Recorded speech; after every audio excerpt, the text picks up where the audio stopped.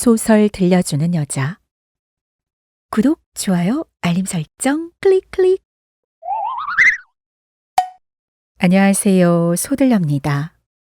김유정 작가의 1937년작 딸아지 들려드립니다. 이 작품은 방세를 받으려는 주인 마누라의 음모와 이것을 어떻게든 미루려는 새빵 사람들 사이의 갈등이 해학적으로 그려지고 있습니다. 또한 삶에 허덕이는 서민들의 고달픈 애환도 담겨 있습니다.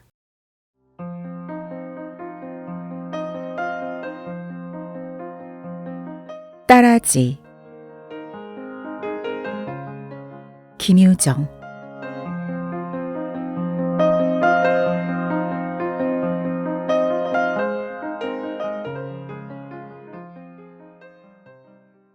쪽대문을 열어놓으니 사직공원이 환히 내려다 보인다. 인제는 봄도 늦었나 보다. 저 건너 돌담 안에는 사쿠라 꽃이 벌겋게 벌어졌다. 가지가지 나무에는 싱싱한 싹이 돋고 새침이 옷깃을 핥고 드는 요놈이 꽃샘이겠지. 까치들은 새끼 칠집을 장만하느라고 가지를 입에 물고 날아들고. 이런 제기랄, 우리 집은 언제나 수리를 하는 겐가. 해마다 고친다 벼르기는 연실 벼르면서. 그렇다고 사직골 꼭대기에 올라붙은 깨웃한 초가집이라서 싫은 것도 아니다. 납작한 처마 밑에 비록 묵은 이영이 무더기 흘러내리건 말건, 대문짝 한 짝이 삐뚤어 박히건 말건 장독 뒤에 판장이 아주 벌컥 낮아빠져도 좋다. 참말이지 그놈의 부엌 옆에 뒷감만 좀 고쳤으면 원이 없겠다. 밑둥의 벽이 확 나가서 어떤 게 부엌이고 뒷간인지 분간을 모르니. 게다 여름이 되면 부엌 바닥으로 구더기가 슬슬 기어들질 않나. 이걸 보면 고대 먹었던 밥풀이 그만 곤두서고 만다. 에이 최, 망할 녀석의 영감탱이 그것 좀 고쳐달라고 그렇게 성화를 해도. 쪽대문이 도로 닦여지며 소리를 요란히 낸다. 아침 설거지에 젖은 손을 치마로 닦으며 주인 마누라는 오만상이 찌푸려진다. 그러나 실상은 사글세를 못 받아서 약이 오른 것이다. 영감더러 받아달라면 마누라에게 밀고 마누라가 받자니 고분이 내질 않는다. 여태껏 미뤄왔지만 너들 오늘은 안 될라. 마음을 아주 다부지게 먹고 건넌방 문을 획 열어젖힌다. 여보, 어떻게 됐소? 아, 이거 참 미안합니다. 오늘도. 텁스룩한 칼라머리를 이렇게 긁으며 역시 우물쭈물이다. 오늘도라니? 그럼 어떡할 작정이요? 하고 눈을 한 번 크게 떠보였다마는 이 위인은 앞만 얼러도 노할 주변도 못 된다. 나이가 새파랗게 젊은 녀석이 왜 이리 할 일이 없는지 밤낮 방구석에 팔짱을 지르고 멍하니 앉아서는 얼이 빠졌다. 그렇지 않으면 이불을 뒤쓰고는 줄창같이 낮잠이 아닌가. 햇빛을 못 봐서 얼굴이 누렇게 찌들었다. 경묵과 제복 공장에 직공으로 다니는 즈 누이의 월급으로 둘이 먹고 지낸다. 누이가 과부길래 망정이지 서방이라도 해가면 이건 어떡하려고 이러는지 모른다. 제 신세 딱 한 줄은 모르고 맨날 돈은 우리 누님이 쓰는데요. 누님 나오거든 말씀하십시오. 당신 누님은 밤낮 사날만 참아달라는 게 하나니요. 사날하니 그래 언제나 돼야 사날이란 말이요.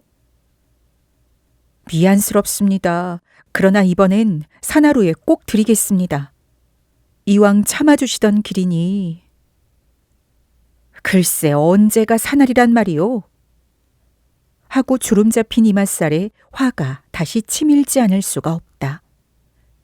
이놈의 사나리란 석 달인지 3년인지 영문을 모른다.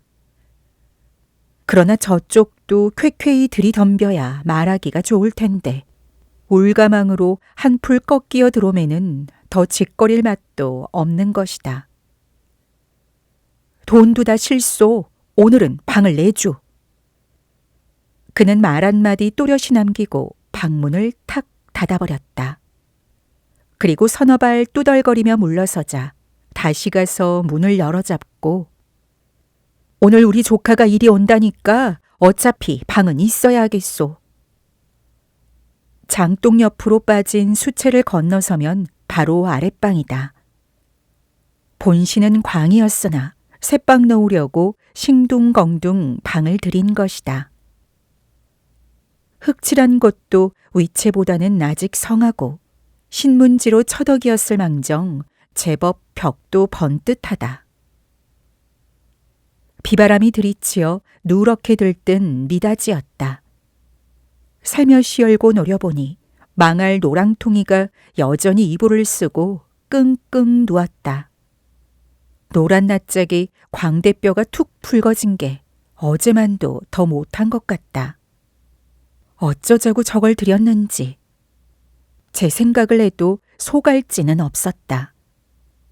돈도 좋거니와 팔자에 없는 송장을 칠까봐 애간장이 다 졸아든다. 하기야 처음 올 때에 저 병색을 모른 것도 아니고. 영감님 무슨 병환이슈? 하고 겁을 먹으니까 감기가 좀 들렸더니 이러우. 이런 굴치 같은 영감쟁이가 또 있으랴. 그리고 그날부터 뒷간에다 피똥을 내깔리며 이앓는 소리로 쩔쩔 매는 것이다. 보기에 추하기도 할 뿐더러 그 신음소리를 들을 적마다 사지가 으스러지는 것 같다. 그러나 더 얄미운 것은 이걸 데리고 온 그 딸이었다.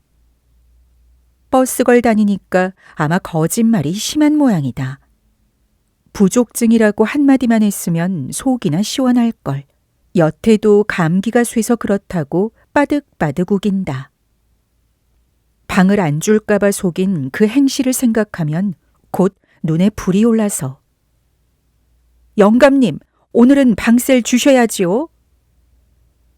시방 내 몸이 아파 죽겠소. 영감님은 괜한 소리를 한단 듯이 썩 귀찮게 벽 쪽으로 돌아눕는다.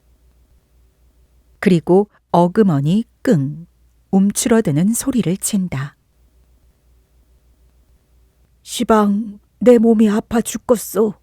감기가 좀 들렸더니 이러우. 아니 영 방세는 안 내실 테요?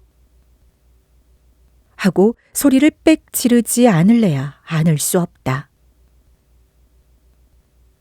내 시방 죽는 몸이요. 가만히 있수. 글쎄 죽는 건 죽는 거고 방세는 방세가 아니오. 영감님 죽기로서니 어째 내 방세를 못 받는단 말이오. 내가 죽는데 어째 또 방세는 낸단 말이오. 영감님은 고개를 돌리어 눈을 부릅뜨고 만화님 붓지 않게 호령이었다. 죽을 때가 가까우니까 악이 바칠 대로 송두리 바친 모양이다. 정 그렇거든. 내 딸 오거든 받아가구려. 이건 누구에게 찌다운가 원. 별일도 다 많어이. 하고 홀로 입속으로 중얼거리며 물러가는 것도 상책 잃는지 모른다. 괜스레 병든 것과 곁고 틀고 이러단 결국 이쪽이 한굽 죄인다. 그보다는 딸이 나오거든 톡톡히 따져서 내쫓는 것이 일이 쉬우리라.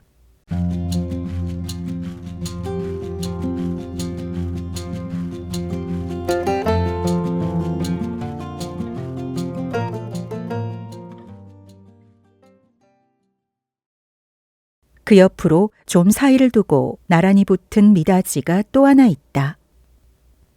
열고자 문설주에 손을 대다가 잠깐 멈칫하였다. 툇마루 위에 무람 없이 올려놓인 이 구두는 분명히 아키코의 구두일 게다. 문 열어볼 용기를 잃고 그는 부엌 쪽으로 돌아가며 쓴 입맛을 다시었다. 카페인가 뭔가 다니는 계집애들은 죄다 그렇게 망골들인지 모른다. 영애하고 아키코는 아무리 잘 봐도 씨알이 사람 될 것 같지 않다. 아래 위턱도 몰라보는 애들이 난봉질의 향수만 찾고 그래도 영애란 계집애는 비록 심술은 내고 내댈망정 뭘 물으면 대답이나 한다. 요 아키코는 방세를 내래도 입을 꼭 다물고는 안착에도 대꾸 한마디 없다. 여러 번 듣기 싫게 조르면 그제는 이쪽이 낼 성을 제가 내가지고 누가 입구도 안 내요? 좀 편히 계셔요. 어련히 낼라고. 그런 극성 처음 보겠네. 이렇게 쥐어박는 소리를 하는 것이 아닌가. 좀 편히 계시라는 이 말에는 어이가 없어서도 고만 찔끔 못한다. 망할년 언제 병이 들었었나? 쓸방을 못 쓰고 사글세를 놓은 것은 돈이 아쉬웠던 까닭이었다.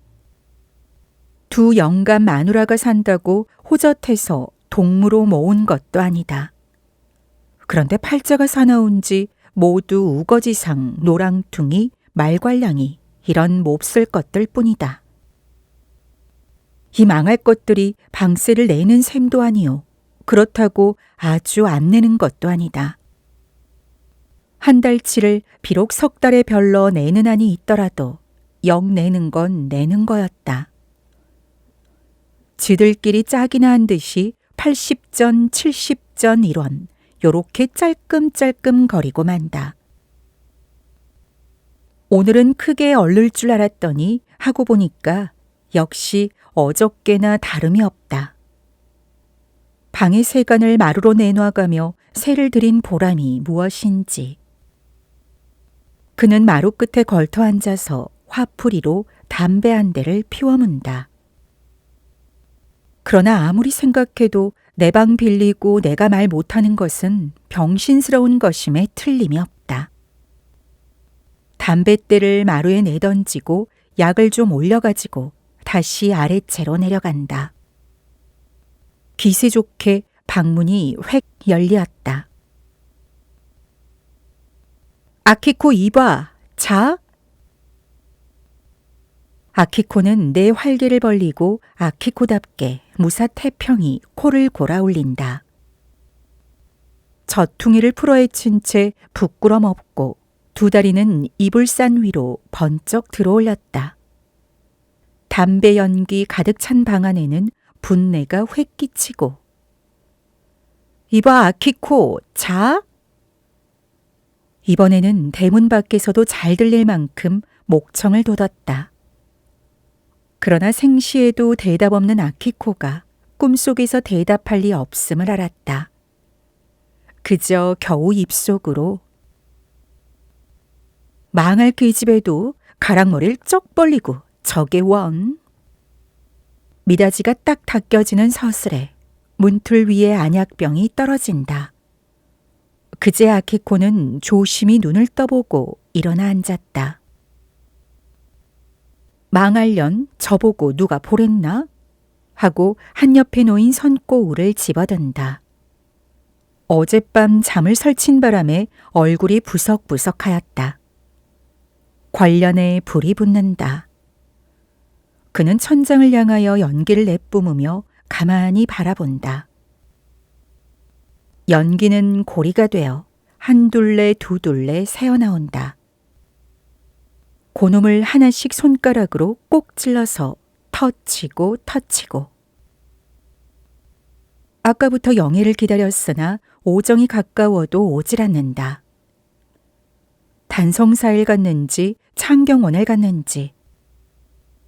그래도 저 혼자는 안 갈걸. 이런 때이면 방 좁은 것이 새삼스레 불편하였다. 햇빛이 안 들고 늘 습한 것 말고 조금만 더 넓었으면 좋겠다.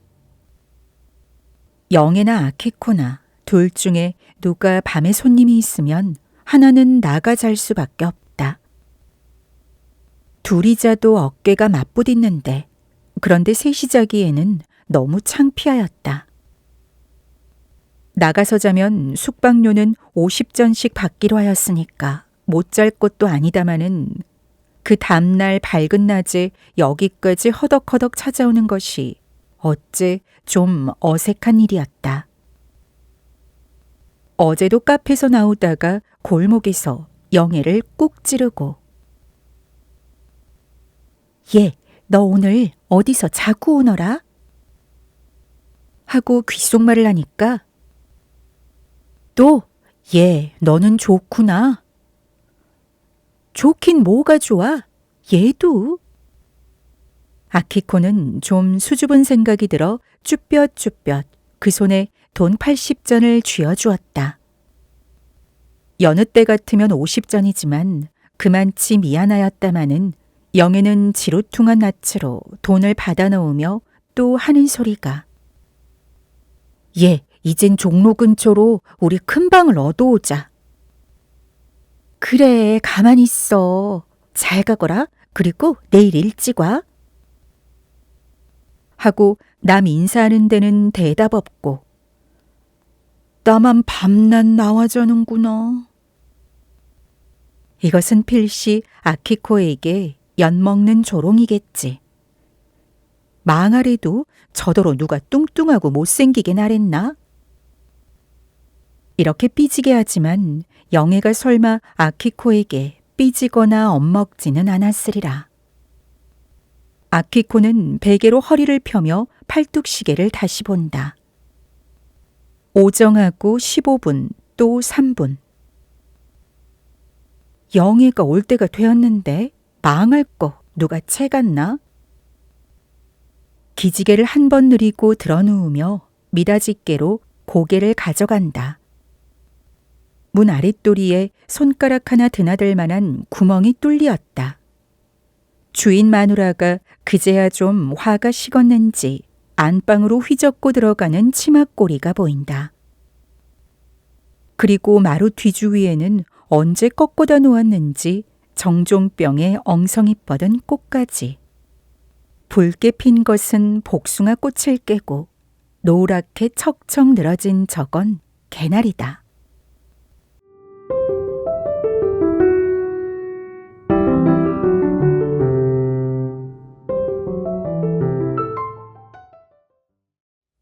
건넌방 문은 여전히 꼭 닫혔고 뒷간에 가는 기색도 없다. 저 속에는 지금 제가 별명진 톨스토이가 책상 앞에 웅크리고 앉아서 눈을 감고 앉았으리라. 올라가서 이야기 좀 하고 싶어도 구렁이 같은 주인 마누라가 지키고 앉아서 감이 나오지를 못한다. 이것은 아키코가 안채의 기맥을 정탐하는 썩 필요한 구멍이었다. 뿐만 아니라 저녁 나절에는 재미스러운 연극을 보는 한 요지경도 된다. 어느 때에는 영애와 같이 나란히 누워서 베개를 베고 하나 한 구멍씩 맡아가지고 구경을 한다. 왜냐면 5점 반쯤 되면 완전히 히스테리인 톨스토이의 누님이 공장에서 나오는 까닭이었다. 그 누님은 성질이 어찌 괄괄한지 대문간에서부터 들어오는 기색이 난다. 입을 다물고 눈살을 접은 그 얼굴을 보면 일상 마땅치 않은, 그리고 세상의 낙을 모르는 사람 같다. 어깨는 축 늘어지고 풀없어 보이면서 게다 걸음만 빠르다. 들어오면 우선 건넌방 툇마루에다 빈 벤또를 쟁그렁하고 내다 붙인다. 이것은 아우에게 시위도 되거니와 이래야 또 직성도 풀린다. 그리고 그는 눈을 휘둥그렇게 뜨고 사면의 불평을 찾기 시작한다마는 아우는 마당도 쓸어놓고 부뚜막에 그릇도 치우고 물독의 뚜껑도 잘 덮어놓았다. 신발장이라도 잘못 놓여야 트집을 걸 텐데 아주 말쑥하니까 물바가지를 땅으로 동댕이 친다.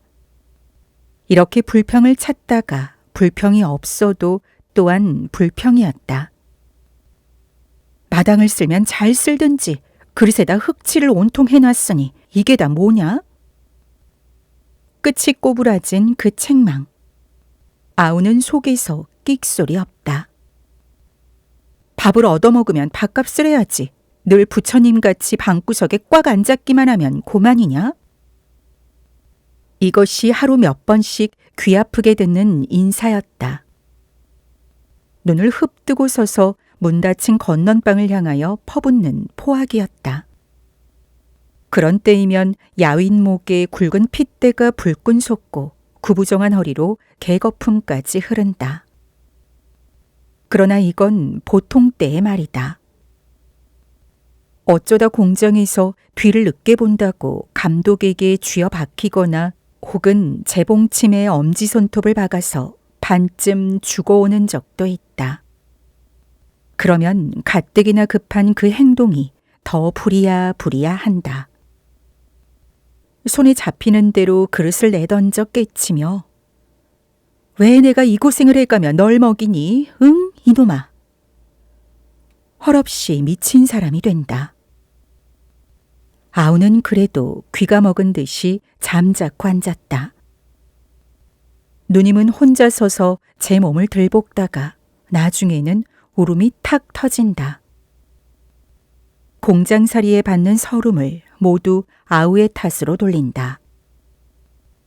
그러면 할 일 없이 아우는 마당에 내려와서 누님의 어깨를 두 손으로 붙잡고 누님, 다 내가 잘못했소. 그만두. 하고 달래지 않을 수 없다. 네가 이놈아, 내 살을 뜯어먹는 거야. 그래, 알았소. 내가 다 잘못했으니 그만둡시다. 듣기 싫어. 물러나. 하고 벌떡 떠다밀면 땅에 펄썩 주저앉는 아우다. 열적은 듯 죄송한 듯 얼굴이 벌게서 털고 일어나는 그 아우를 보면 우습고도 일변 가여웠다. 그러나 더 우스운 것은 마루에서 저녁을 먹을 때의 광경이다. 누님이 밥을 퍼가지고 올라와서는 아무 말 없이 아우 앞으로 한 그릇을 쭉 밀어놓는다. 그리고 자기는 자기대로 외면하여 푹푹 퍼먹고 일어선다. 물론 반찬도 각각 먹는 것이다. 아우는 군말 없이 두 다리를 세우고 눈을 내리깔고는 그 밥을 떠먹는다. 방에 앉아서 주인 마누라는 업신여기는 눈으로 은근히 흘겨준다. 영애는 톨스토이가 너무 병신스러운데 고를 낸다. 암만 얻어먹더라도 씩씩하게 대들질 못하고 저런저런. 그러나 아키코는 바보가 아니라 사람이 너무 착해서 그렇다고 우긴다. 하긴 그렇다고 누님이 자기 밥을 얻어먹는 아우가 미워서 그런 것도 아니다. 나뭇잎이 등금등금 날리던 작년 가을이었다. 매일같이 들볶으니까 온다 간다 말없이 하루는 아우가 없어졌다. 이틀이 되어도 없고 사흘이 되어도 없고 일주일이 썩 지나도 영 들어오지를 않는다. 누님은 아우를 찾으러 다니기에 눈이 뒤집혔다. 그렇게 착실히 다니던 공장에도 며칠씩 빠지고 혹은 밥도 굶었다. 나중에는 아우가 한을 품고 죽었나 보다고 집에 들어오면 마루에 주저앉아서 통곡이었다. 심지어 아키코의 손목을 다 붙잡고 여보, 내 아우 좀 찾아줘. 미치겠소. 그렇지만 제가 어딜 간 줄 알아야죠. 아니, 그런데 놀러 가거든 좀 붙들어줘. 부모 없이 불쌍히 자란 그놈이. 말끝도 다 못 마치고 이렇게 울던 누님이 아니었던가. 아흘에 만에야 아우를 남대문 밖 동무집에서 찾아왔다. 누님은 기뻐서 또 울었다. 그리고 그 다음 날부터 다시 들볶기 시작하였다. 이 속은 참으로 알 수 없고 여북해야 아키코는 대문 소리만 좀 다르면 얘 영애야, 변덕쟁이 온다. 어서 이리 와. 하고 입속 없이 신이 오른다. 아키코는 남모르게 톨스토이를 마음에 두었다. 꿈을 꾸어도 늘 올가망으로 톨스토이가 나타나곤 한다. 꼭 발렌티노 같이 두 팔을 떡 벌리고 하는 소리가 오, 저는 당신을 사랑합니다. 이 가슴에 안겨주소서. 그러나 생시에는 이놈의 톨스토이가 아키코의 애타는 속도 모르고 본둥만둥이 아닌가. 손님에게 꼭 답장할 필요가 있어서 아키코가 톨스토이를 찾아가면 선생님, 저 연애 편지 하나만 써주셔요. 저 그런 거 못 씁니다. 소설 쓰는 이가 그래 연애 편지를 못 써요? 하고 어안이 벙벙해서 한참 쳐다본다. 책상 앞에서 늘 쓰고 있는 것이 소설이란 말은 여러 번이나 들었다. 그래 존경해서 선생님이라고 부르고 뒤에서는 톨스토이로 바치는데 그래 연애 편지 하나 못 쓴다니 이게 말이 되느냐. 하도 기가 막혀서 선생님 연애 해보셨어요?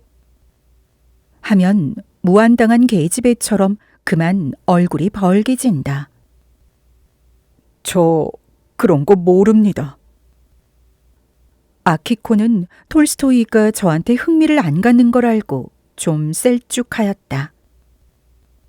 카페 소구는 여급이라고 넘보는 맥인지 조선말로 부르면 흉해서 아키코로 행세는 하지만 영영 아키코인 줄 아나 보다. 어쩌면 톨스토이가 흉측스럽게 아랫방 버스걸과 눈이 맞았는지도 모른다. 왜냐하면 버스걸이 나갈 때 그때쯤에서 톨스토이가 세수를 하러 나오고 하는 것을 보았다. 그리고 옥생각인지 몰라도 버스걸도 요즘엔 버쩍 모양을 내기에 몸이 달았다.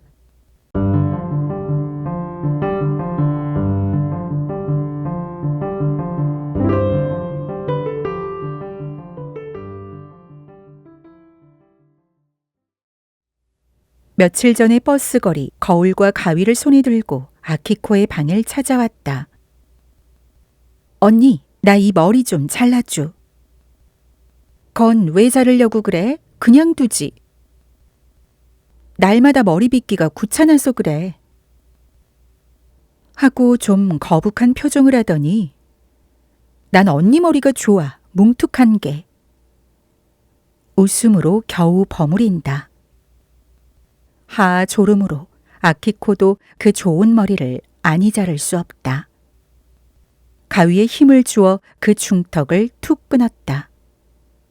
버스걸은 손으로 만져보더니 제겹게 기쁜 모양이다. 확 돌아앉아서 납죽한 주둥이로 헤헤 웃으며 언니 머리같이 더 좀 디려 잘라주어요. 더 자르면 못 써. 이만하면 좋지 않어?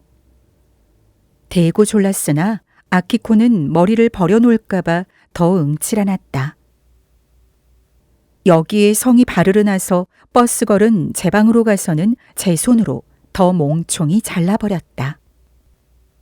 그 뜯어놓은 머리에다 분을 하얗게 바르고는 아주 좋다고 나다니는 계집애다. 양말 뒤축에 빵꾸가 좀 나도 제 방 들어갈 째 뒤로 기어든다. 아침에 나갈 때 보면 버스걸은 커다란 책보를 옆에 끼고 아주 버젓하다. 처음에 아키코가 고등과에 다니는 학생인가 한 것도 무리는 아니었다. 왜냐면 그 책보가 고등과에 다니는 책보같이 그렇게 탐스럽고 허울이 좋았다. 그러나 차차 알고 보니 보지도 않는 헌잡지를 그렇게 포개고 그 사이에 벤또를 꼭 물려서 싼 책보였다. 벤또 하나만 싸면 공장의 계집애나 버스걸로 알까 봐서 그 무거운 잡지책을 힘드는 줄도 모르고 들고 왔다 갔다 하는 것이 아니냐. 그래 놓고는 저녁에 돌아올 때면 웬 도둑놈같이 무서운 중학생 놈이 쫓아오고 한다고 늘 성하다. 그놈 다리를 꺾고 놓지. 이렇게 딸의 비위를 맞추어 병든 아버지는 이불 속에서 큰 소리다. 그리고 아침마다 딸 맘에 썩 들도록 그 책보를 싸는 것도 역시 그의 일이었다. 정성스레 귀를 내어 문 밖으로 두 손을 내받치며 얘 일찌감이 돌아오너라 감기 들라. 이런 걸 보면 영애는 또 마음에 맞득치 않았다. 딸에게 구리 칙칙이 구는 아버지는 보기가 개만도 못하다 했다. 그래 아키코와 쓸데적게 주고받고 다툰 일까지 있다. 그럼 딸의 거 얻어먹고 그렇지도 않어? 그러니 더 든적스럽지 뭐냐. 든적스럽긴 얻어먹는 게 든적스러? 몸에 병은 있고 그럼 어떡하니? 얘도 너무 빠장빠장 웃기는구나. 아키코는 셀쭉이 토라지다 고개를 다시 돌리어 웅크려 뜯는 소리로 너 네 아버지가 팔아먹었다지? 그래, 네 맘에 좋으냐? 얘도 절더러 누가 그런 소리 하라나? 하고 영애는 더 덤비지 못하고 그제는 눈으로 치마를 걷어올린다. 이렇게까지 영애는 그 병쟁이가 몹시도 싫었다. 누렇게 말라붙은 그 얼굴을 보고 김막가라는 병명을 지을 만치 그렇게 밉살스럽다.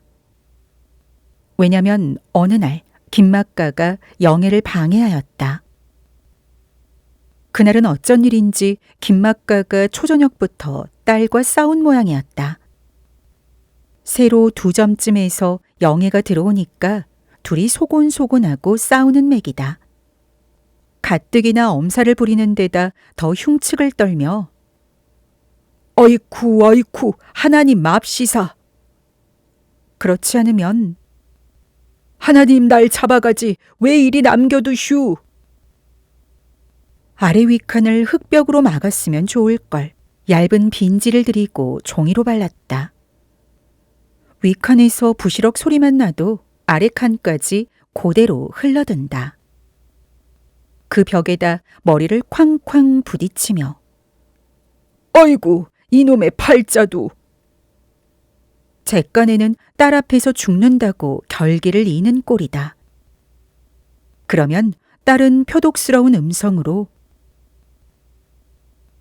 누가 아버지 보고 돌아가시랬어요? 괜히 남의 비위를 긁어놓고 그러시네. 늙은이 보고 담배를 끊으라는 게 죽으라는 게지 뭐야. 그게 죽으라는 거야요. 남 들으면 정말로 알겠네. 딸이 좀 더 볼멘 소리로 쏘아박으니 또다시 아이고 이놈의 팔자도. 벽에 머리를 부딪히며 어린애같이 깨깨 울고 앉았다. 질긴 귀로도 못 들을 징그러운 그 울음소리. 가물의 빗방울같이 모처럼 끌고 왔던 영애의 손님이 이마를 접는다. 그리고 아무 말 없이 취한 걸음으로 비틀비틀 쪽마루로 내걷는다. 되는 대로 구두짝에 끌린다. 왜 가셔요? 요담에 또 오지.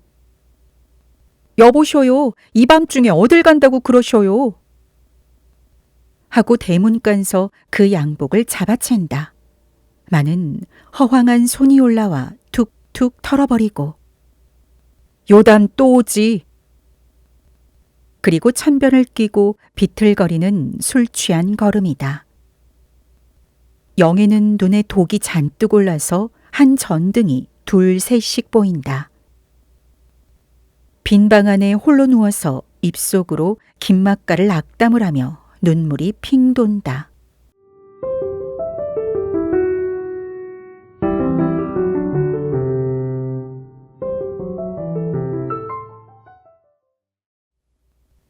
벌써 1점 45분. 영애는 뒤툭뒤툭 들어오며 살집 좋은 얼굴이 싱글벙글이다. 손에는 통통한 과자 봉지. 미닫이를 여니 윗목 구석에 쓸어박은 헌 양말짝, 떼전 속옷, 보기에 어수선 산란하다. 벌써 오니? 좀 더 있지. 얘도 목욕하고 온단다. 목욕은 혼자 가니? 하고 좀 삐지려 한다. 그래, 너 주려고 과자 사왔어요. 그럼 그렇지, 우리 영애가. 요강에서 손을 뽑으며 기니 달겨든다. 아키코는 오줌을 눌 적마다 요강에 받아서는 이 손을 담그고 한참 있고 저 손을 담그고. 그러나 석 달이나 넘어 그랬건만 손결이 별로 고와진 것 같지 않다. 그 손을 수건에 닦고 나서 모두 생과자만 사왔구나. 우선 하나를 덥석 물어댄다. 그 손으로 그냥 먹니? 예, 난 싫단다. 매 더러워. 저도 오줌을 누면서 그래. 그래도 먹는 것하고 같으냐?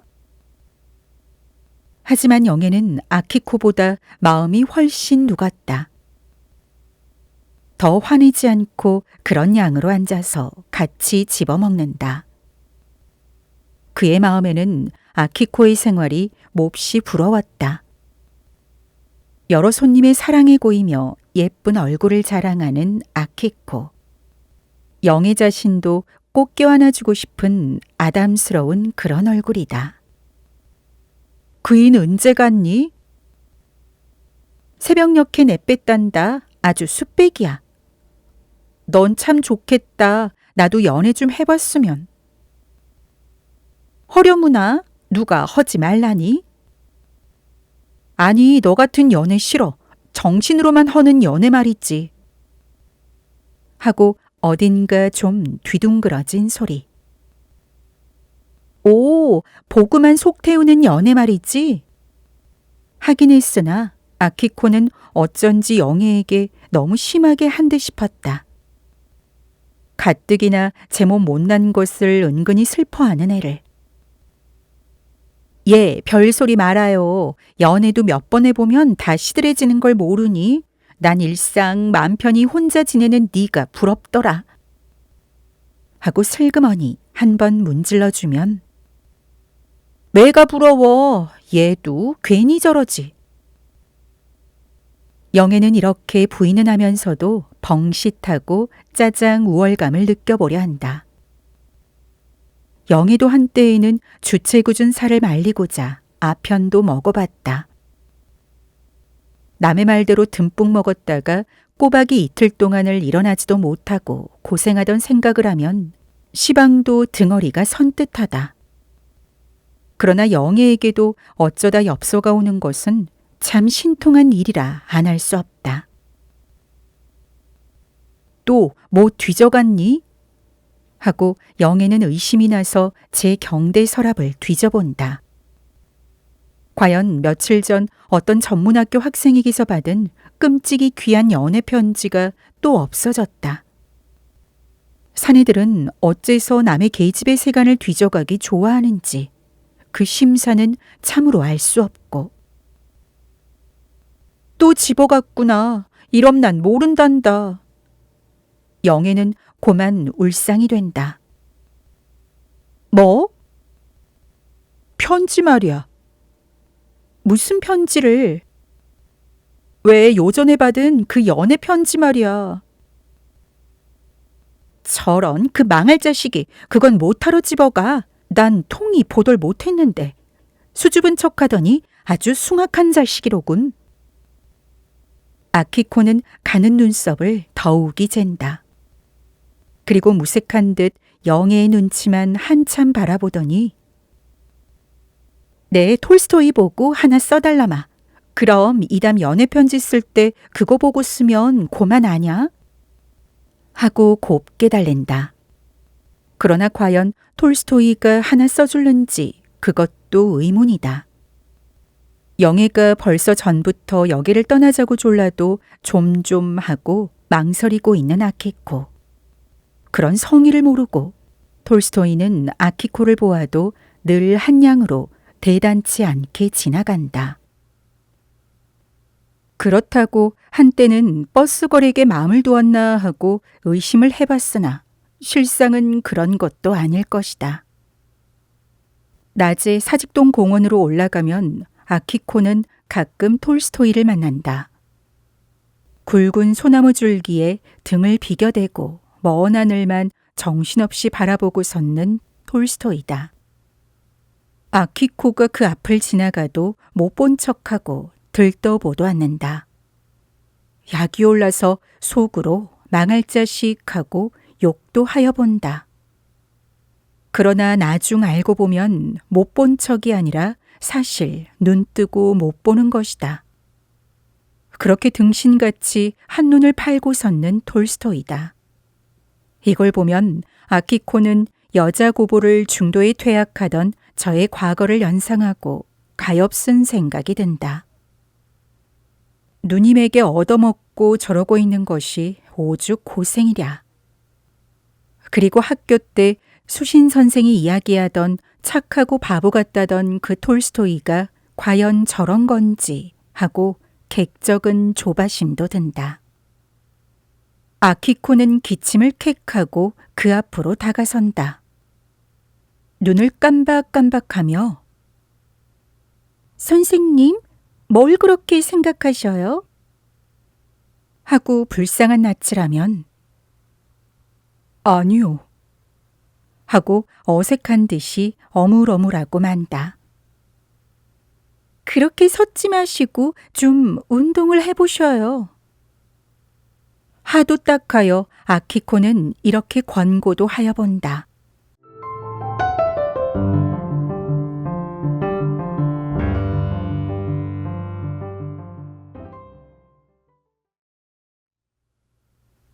오늘은 방을 좀 치워야겠소. 여기 내 조카도 지금 오고 했으니까. 주인 마누라는 약이 바짝 올라서 매섭게 쏘아본다. 방에서만 꾸물꾸물 방패막이를 하고 있는 톨스토이가 여간 밉지 않다. 아 여보, 방의 세간을 좀 치워줘요. 그래야 오는 사람이 들어가질 않소. 사날만 더 참아줍쇼. 이번엔 꼭 내겠습니다. 아니, 뭐 사글세를 안 낸대서 그런 게 아니오. 내가 오늘부터 잘 데가 없고 이 방을 꼭 써야겠기에 그래서 방을 내달라는 것이지. 양복 바지를 거반 엉덩이에 걸친 버드렁니가 이렇게 허리를 쓱 편다. 주인 마누라가 툭하면 불러온다던 저 조카라는 놈이 필연 이걸 깨다. 혼자 독학으로 부청에까지 출세를 한 굉장한 사람이라고 늘 입에 침이 말랐다. 그러나 귀처진 눈은 말고 해벌어진 입과 양복 입은 체격하고 별로 굉장한 것 같지 않다. 게다 얼짜가 분수 없이 뻗팅기려고. 참아주시던 길이니 며칠만 더 참아주십시오. 이렇게 애걸하면 아 여보, 당신도 그래 사람이오? 하고 제법 삿대질까지 할 줄 안다. 저런 자식도 못도 생겼다. 저게 아마 경성부 고즈카이인 거지? 글쎄, 그래도 제법 넥타이를 다 잡숫고. 하고 손가락이 들어가 문의 구멍을 좀 더 후벼 판다. 마는 아키코는 주인 마누라의 속을 빤히 다한다. 인젠 방세도 싫고 새방 사람을 다 내쫓으려 한다. 김막가나 아키코는 겁이 나서 차마 못 건드리고 제일 만만한 톨스토이로부터 우선 몰아내려는 연극이었다. 저 구렁이 좀 봐라. 옆에 서서 눈짓을 해가며 자꾸 시키지. 글쎄, 자식도 얼간이가 아냐? 지 아지멈 시키는 대로 놀고 섰게. 어쭈? 얼자가 뻗팅긴다. 지가 우아기를 벗어놓으면 어쩔 테야 그래? 자식도. 톨스토이가 잠자코 앉았으니까 약이 올라서 저래. 맞부리는 게 밉살머리 굳지? 자식, 그저 한 대 앵겨줬으면. 내가 한 대 먹이면 저거 고택골 간다? 그러니깐 이 아키코한테 감히 못 오지 않어? 주먹을 이렇게 들어배다가 고만 영애의 턱을 치질렀다. 영애는 고개를 저리 돌리어 또 빼쭉하고 얘 이럼 난 싫단다. 누가 뭐 부러 그랬니? 또 빼쭉하게. 하고 아키코도 좀 빼쭉하다가 슬슬 뭉치며 그래 잘못했다. 그만두자. 쇳쇳쇳. 영애의 턱을 손등으로 문질러주고 쟤 저것 봐라. 놈은 팔을 걷고 구렁이는 마루를 구르고 야단이다. 얘 재밌다. 구렁이가 약이 바짝 올랐지? 저 자식 보게 제 마음대로 남의 방에 막 들어가지 않어? 아키코가 영애에게 눈을 크게 뜨니까 뭐 이를 칠 것 같지? 병신이 지랄한다더니 정말인가 배? 저 자식이 남의 세간을 제 맘대로 내놓질 않나? 경을 칠 자식. 그건 나무래 뭐래. 그저 톨스토이가 바보야. 그래도 부처같이 잠자코 있지 않아? 세상엔 별 바보도 다 많어이.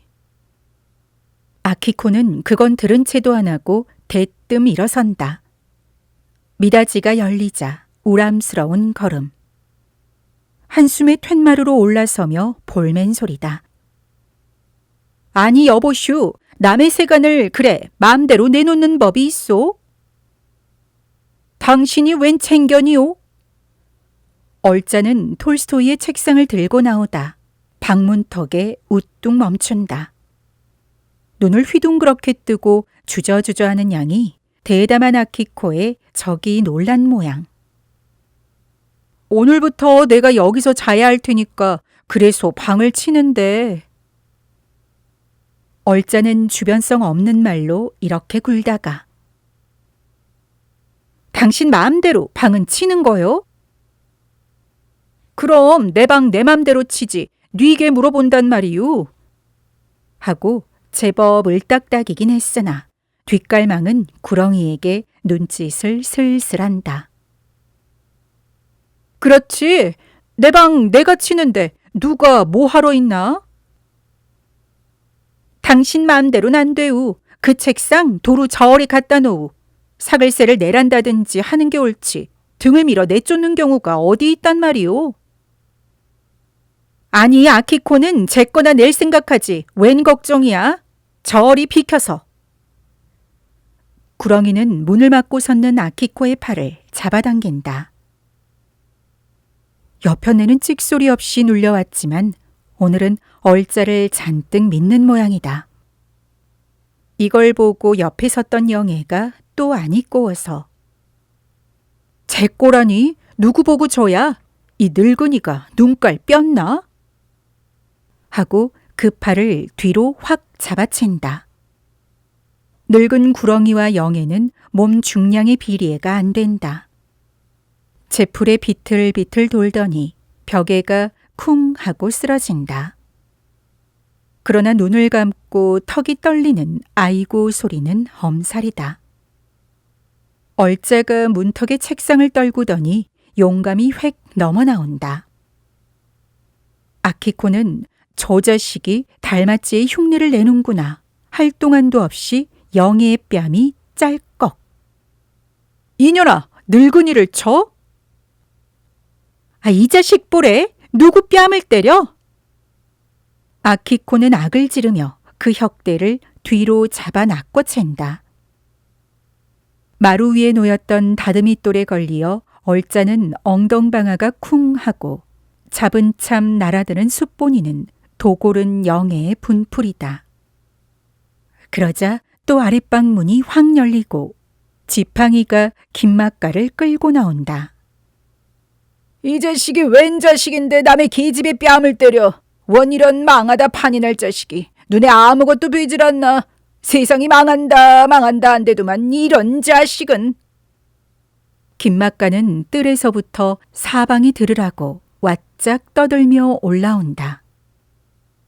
구렁이한테 늘 쪼여 지내던 원한의 복수로 아키코와 서로 멱살잡이로 섰는 얼자의 복장을 지팡이로 내지른다.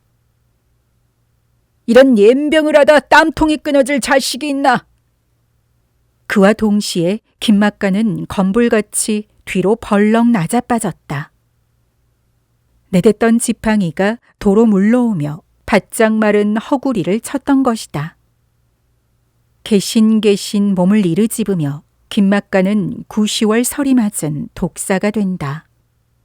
대뜸 지팡이는 날아들어 얼자의 귓배기를 내리갈긴다. 딱 하고 뼈닿는 무딘 소리. 얼자는 고개를 푹 꺾고 귀에 두 손을 들이대자 죽은 듯이 꼼짝 못한다. 아키코도 얼자에게 뺨 한 대를 얻어맞고 울고 있었다. 이 좋은 기회를 타서 얼자의 등 뒤로 빨간 얼굴이 달려든다. 이건 권투식으로 집어살까 하다 그대로 그 어깨 쭉지를 뒤로 물고 늘어진다. 이렇게 외마디 소리로 아가리를 딱딱 벌린다. 그리고 뒤통수로 안팡스레 날아든 것은 영애의 주먹이다.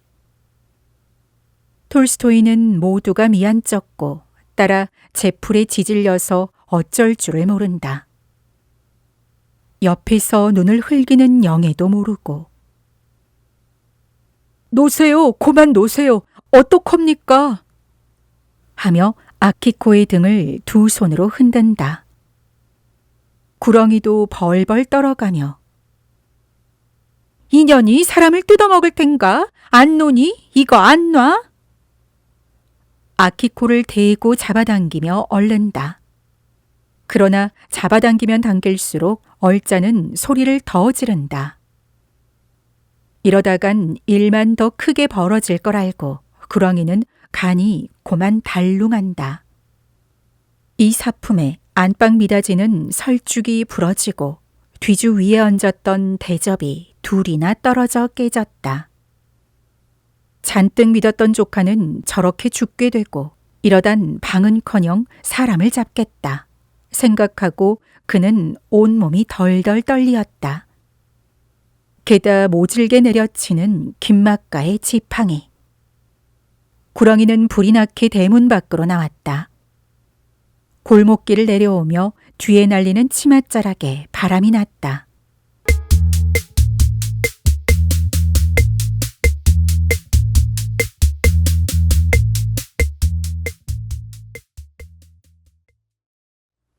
사글세를 내렸으면 좋지. 내쫓으려고 하니까 그렇게 분란이 일구하는 게 아니야. 아닙니다. 누가 내쫓으려고 그래요. 세를 내라고 그러니까 그렇게 아키코란 년이 올라와서 온통 사람을 뜯어먹고 그러는군요. 말 마라. 내쫓으려고 한 걸 아는데 그래. 요전에도 또 한 번 그런 일이 있었지. 순사는 노파의 뒤를 따라오며 나른한 하품을 주먹으로 끈다. 툭하면 와서 쩐대를 붙는 노파의 행세가 여간 귀찮지 않다. 조그맣게 말라붙은 노파의 센 머리 쪽을 바라보며 올해 몇 살이야? 그년 19이죠. 그런데 그렇게. 아니, 노파 말이야. 네? 제 나요? 왜 57이라고 전번에 여쭸지요? 그런데 이 고생을 하는군요. 하고 궁상스레 우는 소리다. 노파는 김막가보다도 톨스토이보다도 아키코가 가장 미웠다. 방세를 받을래도 중불나게 가로맡아서 지랄하기가 일수요. 또 밤낮 듣기 싫게 창가지리요. 게다 세수물을 버려도 일부러 심청궂게 안마루 끝으로 획 끼얹는 아키코. 인연을 이번에는 경을 흠씬 치도록 해야 할 텐데. 속이 간질돼서 그는 총총걸음을 치다가 돌뿌리에 채여 고만 나가 둥그러진다. 그 바람에 쓰레기통 한 귀에 내뻗은 못에 가서 치맛자락이 찍 하고 찢어진다. 망할 자식 같으니 시래기통에 뭣도 못 박았나? 하고 흙을 털고 일어나며 역정이 난다. 그 꼴을 보고 순사는 손으로 웃음을 가린다. 그봐, 이젠 다시 오지 마라. 이번엔 할 수 없지만 또다시 오면 그땐 노파를 잡아갈 테야. 네, 다시 갈 리 있겠습니까? 그저 이번에 그 아키코란 년만 흠씬 버릇을 가르쳐 주십시오. 늙은이 보고 욕을 안 나요. 사람 치질 않나요. 그리고 아직 핏대도 다 안 마른 년이 서방이 몇인지 수가 없어요. 순사는 코대답을 해가며 귓등으로 듣는다. 갈팡질팡 문지방을 넘다. 또 고꾸라지려는 노파를 뒤로 부축하여 눈살을 찌푸린다. 알고 보니 짐작대로 노파 허통에 또 속은 모양이었다. 살인이 났다고 짓떠들더니 입장하여 보니까 조용한 집안에 웬 낯선 양복쟁이 하나만 마루 끝에서 천연스레 담배를 피울 뿐이다. 그리고는 장독 사이에서 왔다 갔다 하며 뭘 주워 먹는 생쥐가 있을 뿐 신발짝 하나 난잡히 놓이지 않았다. 하, 어처구니가 없어서. 어서 죽었소? 아이고 분해, 이것들이 또 저를 고랑땡을 먹이는군요. 입대까지 저 마루에서 치고 차고 깨물고 했답니다. 노파는 이렇게 주먹으로 복장을 찌으며 원통한 사정을 하소한다. 왜냐면 이것들이 이 기맥을 벌써 눈치채고 제각기 해져서 아주 얌전히 박혀있다. 아키코는 문을 닫고 제 방에서 콧노래를 부르고 지팡이를 들고 날뛰던 김막가는 언제 그랬더냐는 듯이 제 방에서 끙끙 여전한 신음소리. 이렇게 되면 이번에도 또 자기만 나무라키가 될 것을 알고 어이구 분해, 어이구 분해.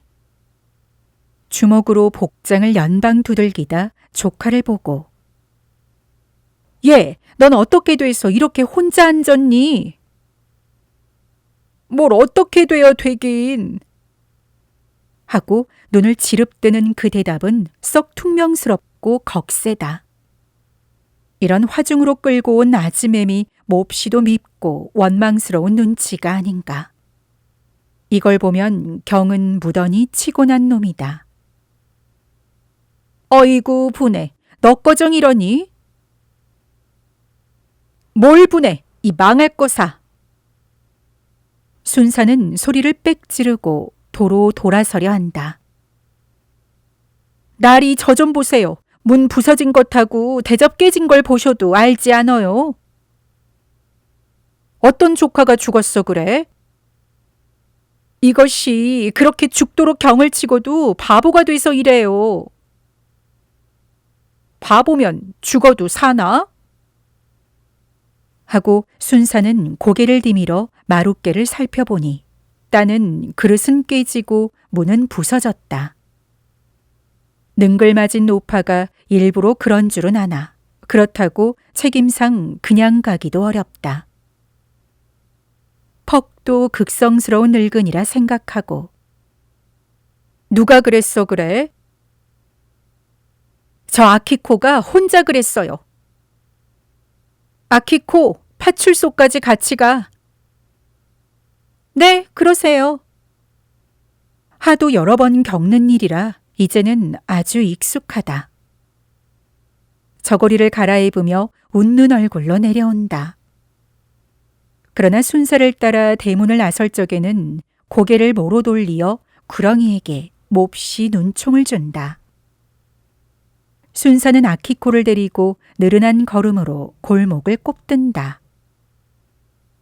쪽다리를 건너니 화창한 사직원 마당. 봄이라고 땅의 잔디는 파릇파릇 돋았다. 저 위에선 투덕거리는 빨래 소리. 한 옆에선 풋볼을 차느라고 날뛰고 떠들고 법석이다. 뿡 하고 음축맞게 내대는 자동차의 사이렌.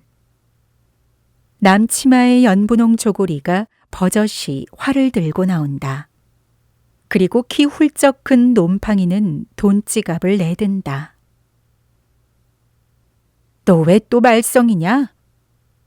하고 순사는 고개를 돌리어 아키코를 싱긋이 흘겨본다. 그는 노파가 왜 그렇게 아키코를 못 먹어서 기를 쓰는지 영문을 모른다. 노파의 눈에도 아키코가 좀 귀여울 텐데 그렇게 미울 때에는 아마 아키코가 뭘 좀 먹이질 않나 그랬는지 모른다. 그렇지 않으면 다른 사람 다 제쳐놓고 아키코만 씹을 리가 없다. 생각하다가 뭘 말썽이유 내가? 네가 뭐 쥔 마누라를 깨물고 사람을 죽이고 그런다며. 그리고 요전에도 카페에서 네가 손님을 쳤다는 소문도 들리지 않니? 하고 눈살을 접고 웃어버린다.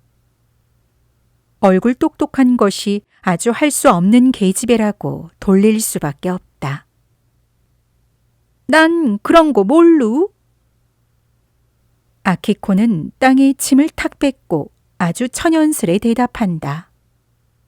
그리고 사직원의 문간쯤 와서는 이단 또 만납시다. 제멋대로 작별을 남기고 저는 저대로 산 쪽으로 올라온다. 활터길로 올라오다 아키코는 궁금해 뒤를 한번 돌아본다. 너무 기가 막혀서 벙벙이 바라보고 있다가 다시 주먹으로 나른한 하품을 끄는 순사. 한편에선 날뛰고 자빠지고 쾌활히 공을 찬다. 아키코는 다시 올라가며 저도 남자가 됐더라면 풋볼을 차볼걸 하고 후회가 막급이다. 그리고 산을 한 바퀴 돌아 내려가서는 이번엔 장독대 위에 요강을 버리리라 결심을 한다. 구렁이는 장독대 위에 오줌을 버리면 그것처럼 질색이 없다. 망할년 이담해 봐라. 내 장독 위에 오줌까지 깔길 테니. 이렇게 아키코는 몇 번 결심을 한다. 1937년작